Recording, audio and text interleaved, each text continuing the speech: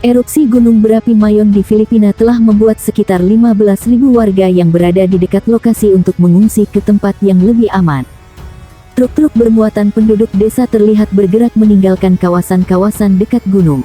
Banyak warga ketakutan melihat lahar panas yang mengalir keluar dari kawahnya dan semburan abu sporadis. Mengutip Associated Press, hampir 15.000 orang diperkirakan meninggalkan kawasan-kawasan yang berada dalam radius 6 km dari kawah Mayon di timur laut Provinsi Albay sejak aktivitas vulkanik meningkat pekan lalu. Dengan gunung berapi mulai mengeluarkan lahar pada malam, zona berisiko tinggi di sekitar Mayon dapat diperluas jika letusan berubah menjadi dahsyat, ungkap Direktur Institut Vulkanologi dan Seismologi Filipina Teresito Bacolco. Sudah ada lahar dan hujan abu, kata Fidela Banzuela, 61, dari sebuah truk angkatan laut yang mengangkut ia, putrinya, cucu-cucunya dan banyak tetangganya, mengungsi. Jika gunung berapi itu meletus, kita tidak akan melihat apa-apa karena akan sangat gelap.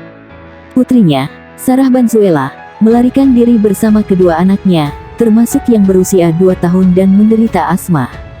Ia khawatir abu vulkanik yang menghujani desa mereka selama akhir pekan bisa memicu gangguan penyakit anaknya. Setelah berhari-hari menunjukkan aktivitas yang meningkat, Mayon mulai mengeluarkan lahar pada Minggu malam, yang mengalir perlahan menuruni 2 ngarai di lereng tenggaranya, kata pakar gunung berapi pemerintah. Gumpalan abu yang mengangkasa hingga sejauh 100 meter ketika fajar pada Selasa terlihat bergerak ke arah tenggara bersama angin, menuju beberapa desa. Gunung Mayon yang menjulang setinggi 2.462 meter adalah daya tarik wisata utama di Filipina karena bentuk kerucutnya yang indah tetapi merupakan yang paling aktif dari 24 gunung berapi yang dikenal di negara kepulauan itu. Gunung itu terakhir meletus hebat pada tahun 2018 dan memaksa puluhan ribu orang mengungsi. Pada tahun 1814, letusan Mayon mengubur desa-desa di dekatnya dan menyebabkan lebih dari 1.000 orang tewas.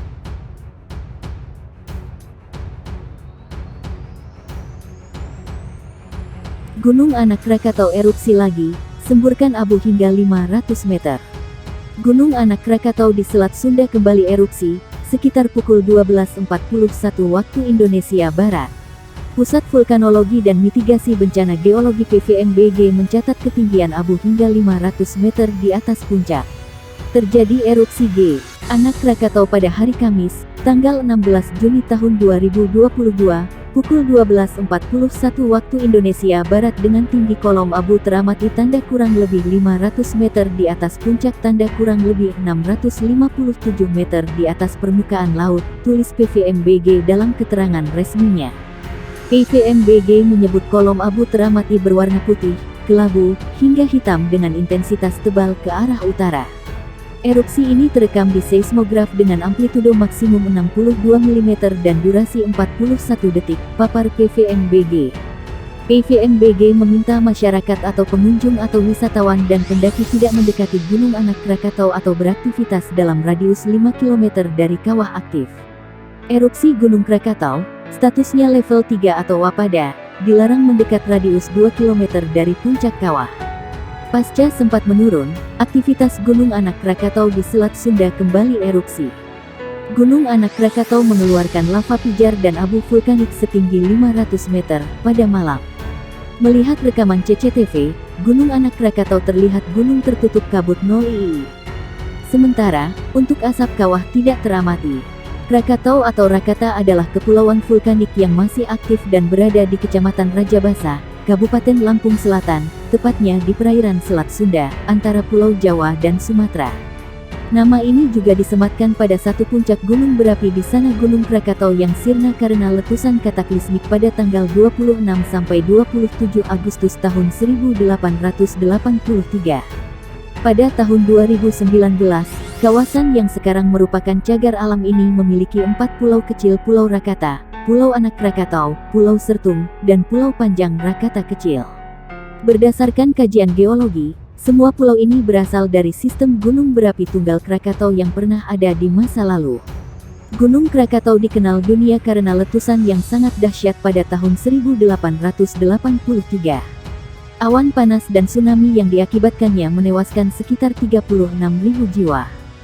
Sampai sebelum tanggal 26 Desember tahun 2004, tsunami ini adalah yang terdahsyat di kawasan Samudera Hindia. Suara letusan itu terdengar sampai di Alice Springs, Australia dan Pulau Rodriguez dekat Afrika, 4.653 km.